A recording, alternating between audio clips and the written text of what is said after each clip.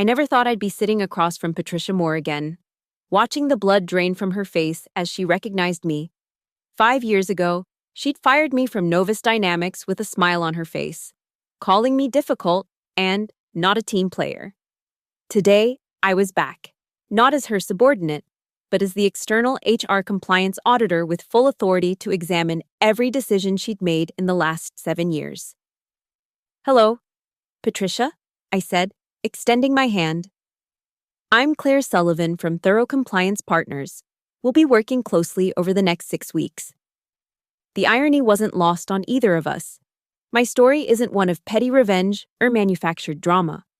It's about justice delayed but not denied, about professional redemption, and about facing the person who nearly destroyed my career, with the full backing of corporate policy on my side.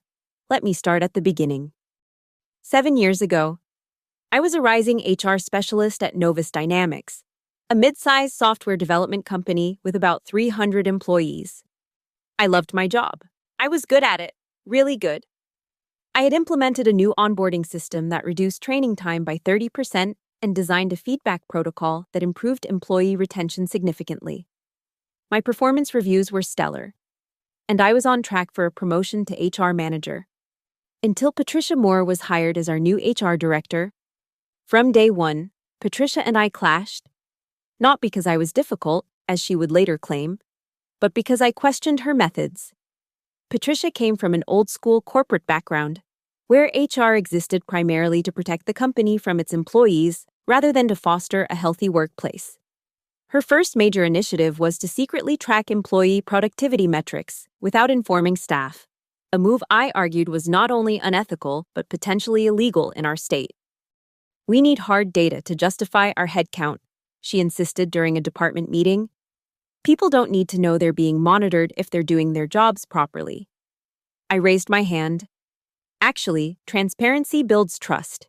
If we implement monitoring without disclosure, we could face serious legal and morale issues." Patricia's smile never reached her eyes. "Thank you for your input, Claire. I'll take it under advisement." She didn't. Instead, the monitoring program rolled out the following week. Within days, 3 valuable developers quit, citing privacy concerns. That was just the beginning. Over the next 6 months, Patricia systematically dismantled many of the employee-centric programs I'd built. The comprehensive onboarding system was reduced to a half-day orientation and a stack of forms. The anonymous feedback channels were eliminated because they encouraged complaints. Flexible work arrangements were canceled because Patricia couldn't verify productivity without seeing people at their desks. I wasn't the only one who noticed the rapidly deteriorating workplace culture. Employee satisfaction scores plummeted.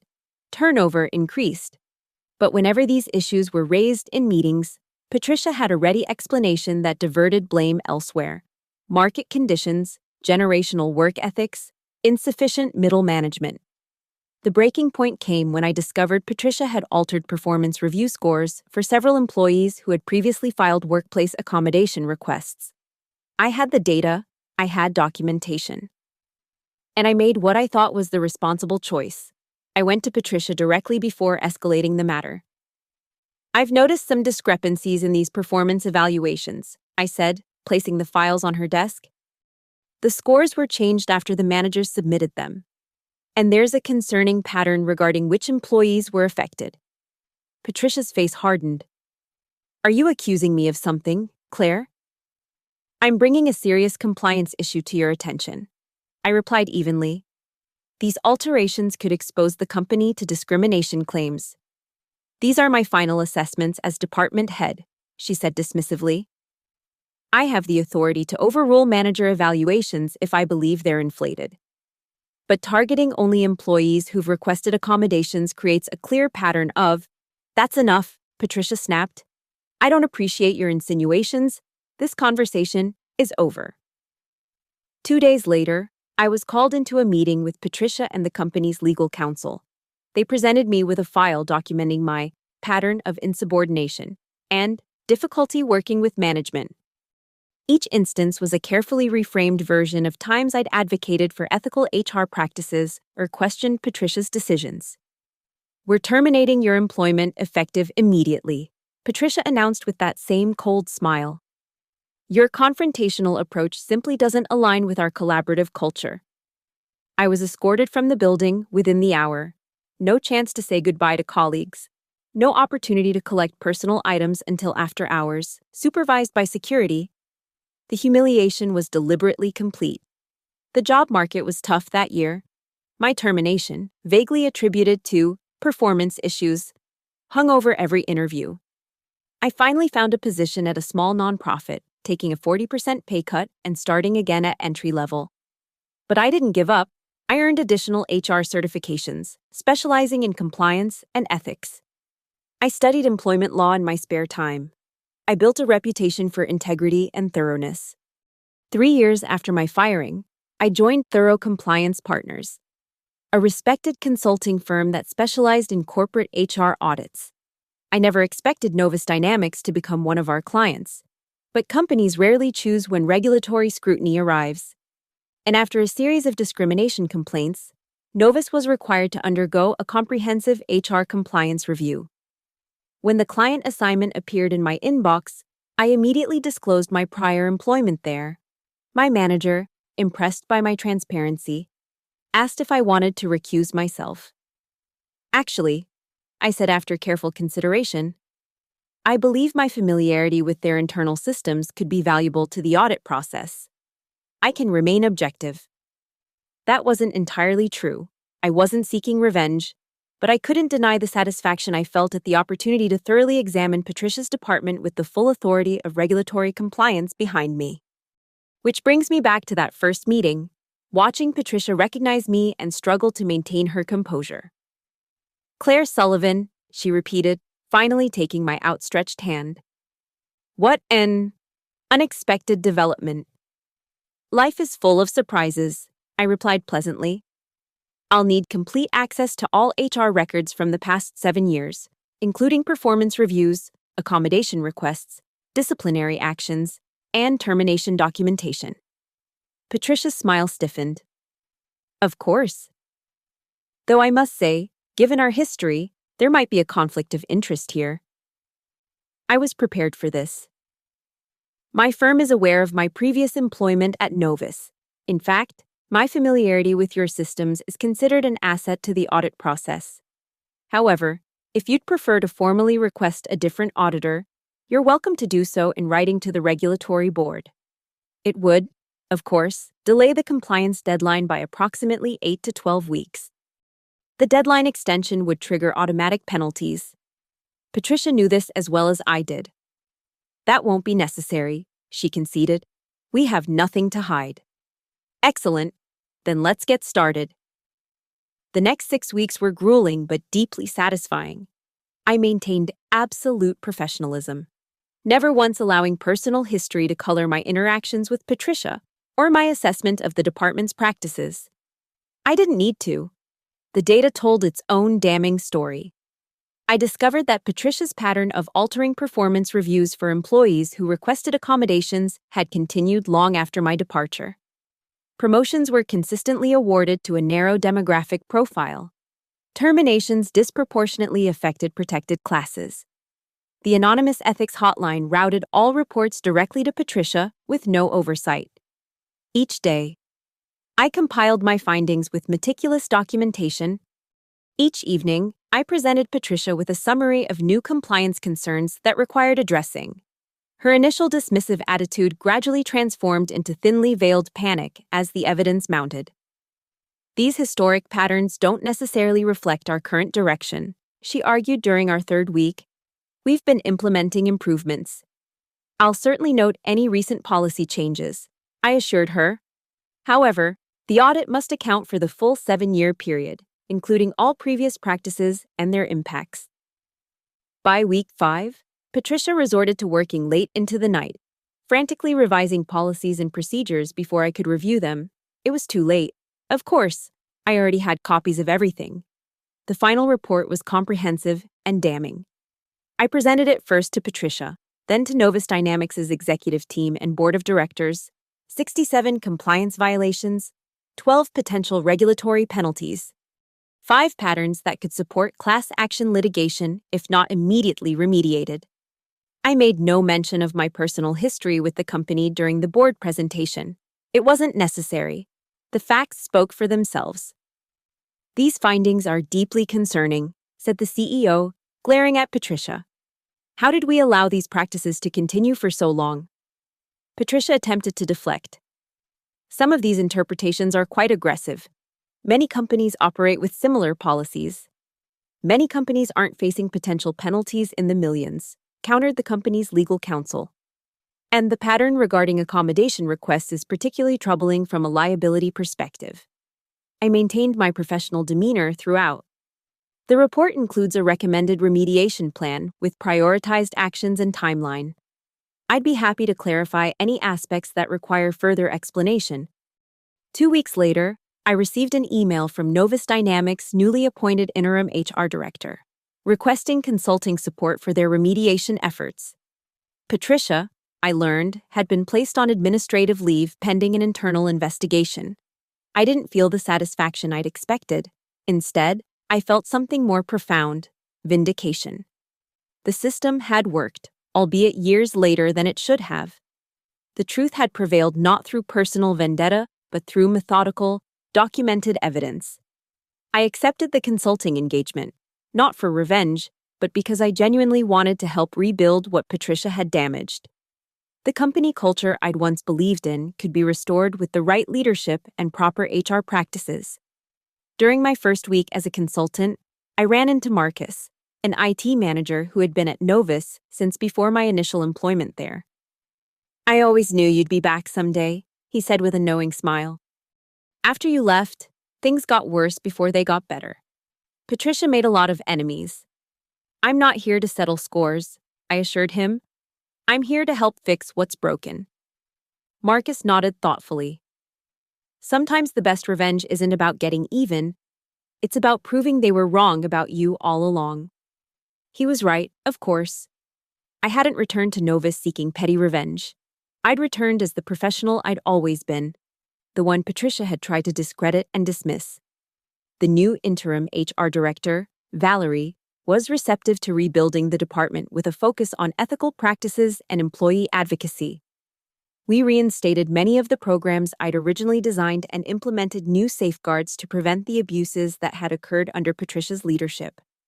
3 months into the remediation process, I received an unexpected message from Patricia requesting a meeting at a coffee shop near the Novus offices. Against my better judgment, I agreed. She looked smaller somehow, less intimidating than I remembered. The sharp designer suit and perfect makeup remained, but something fundamental had changed in her demeanor. "I wanted to speak with you directly," she began after we'd both ordered. "Off the record." I nodded but said nothing. "You were very thorough in your audit," she continued. "Very comprehensive." I approached it like any other client engagement, I replied evenly. Patricia's laugh held no humor. "We both know that's not entirely true. Claire, you had a score to settle." "If that were the case, I would have recused myself from the audit," I countered. "Every finding in that report is substantiated by documented evidence. None of it is personal." "That's what makes it so elegant," she admitted, surprising me with her candor. "You didn't fabricate anything. You didn't need to. You just shone a light on everything I'd been hiding. And you did it by the book." I sipped my coffee, waiting for her to continue. "I've been offered a settlement package," she said finally, "contingent on my immediate resignation and a non-disclosure agreement. That seems fair." "Fair?" Patricia looked genuinely puzzled. "I destroyed your career at Novus. I tried to blackball you in the industry. And now you've effectively ended my career there. How is that not personal?" I considered my words carefully. What happened to me was personal. What's happening to you is the consequence of your own actions. There's a difference.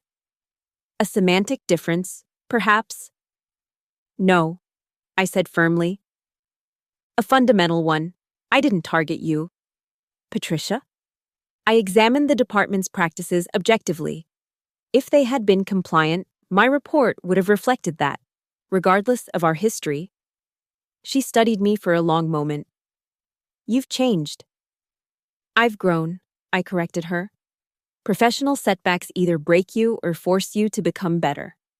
You gave me no choice but to become better. Patricia nodded slowly. For what it's worth, I recognize now that many of your objections were valid, not all of them, but more than I was willing to admit at the time. It wasn't quite an apology, but from Patricia, it was as close as I would ever get. The company has an opportunity to rebuild now, I said. Sometimes systems need to break down completely before they can be properly reconstructed. We finished our coffee in surprisingly civil conversation. As we prepared to leave, Patricia asked the question I'd been expecting all along. Did you request the Novus audit when it came to your firm, or was it truly coincidence? I met her gaze directly. Complete coincidence, but I won't pretend I wasn't pleased when the assignment crossed my desk. Patricia almost smiled. At least you're honest about that. I've always been honest, Patricia.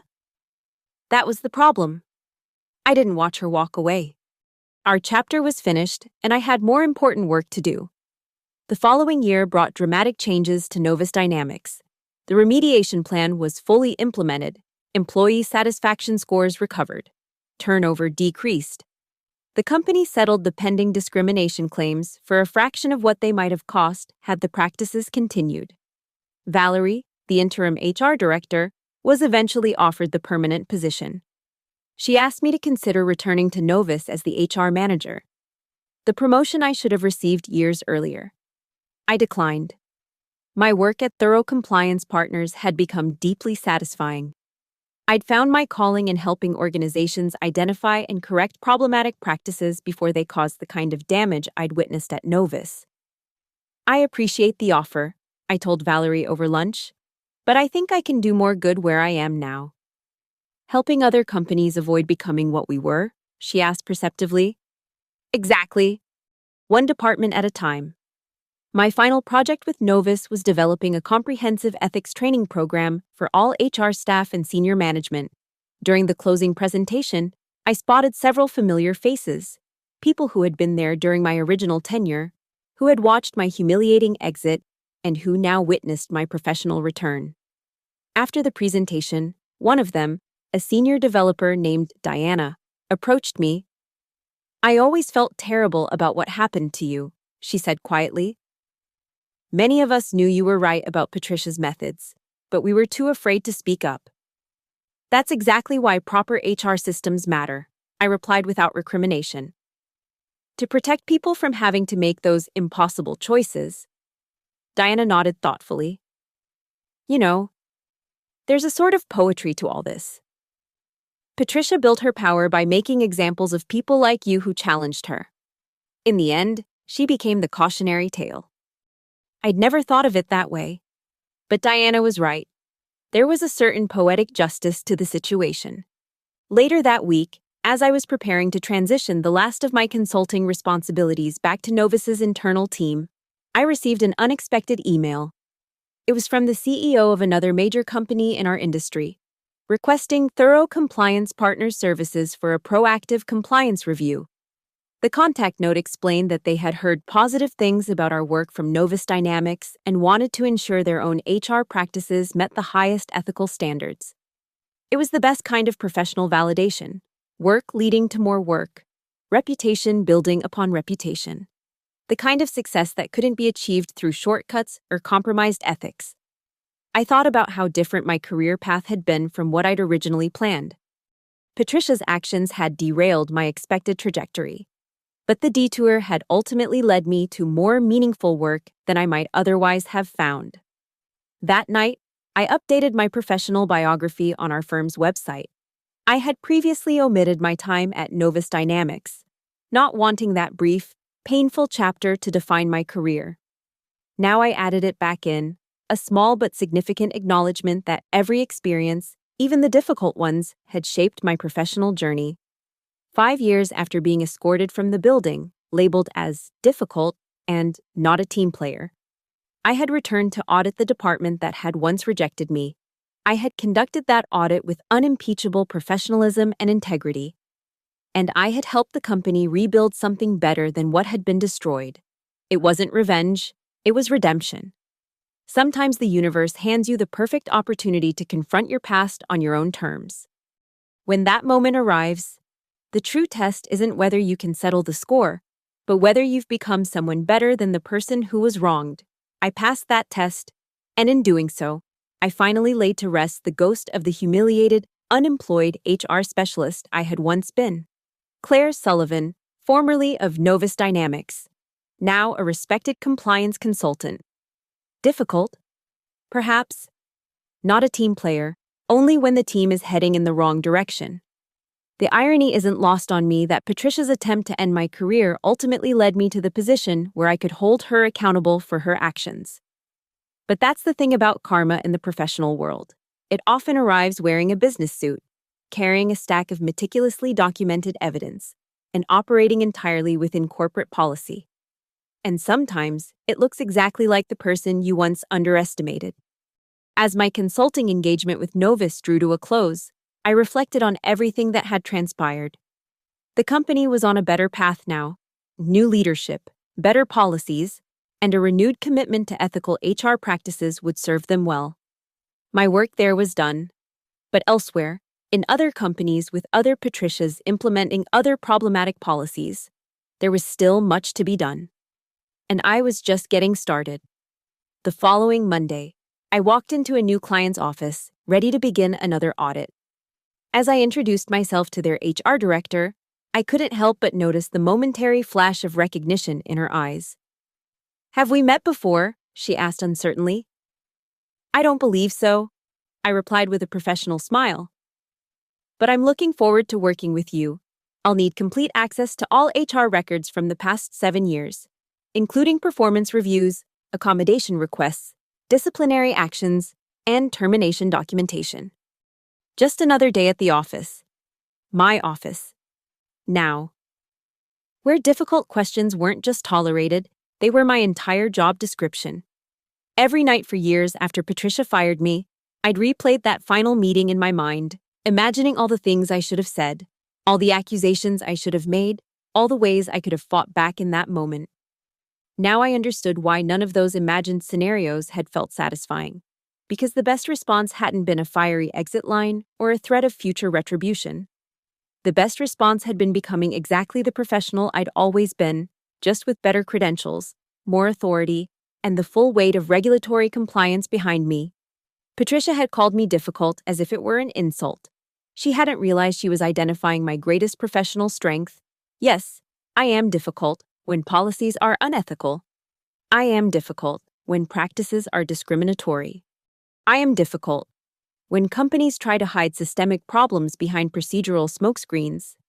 Being difficult, in the right context and for the right reasons, isn't a liability. It's a superpower. And mine was just beginning to manifest.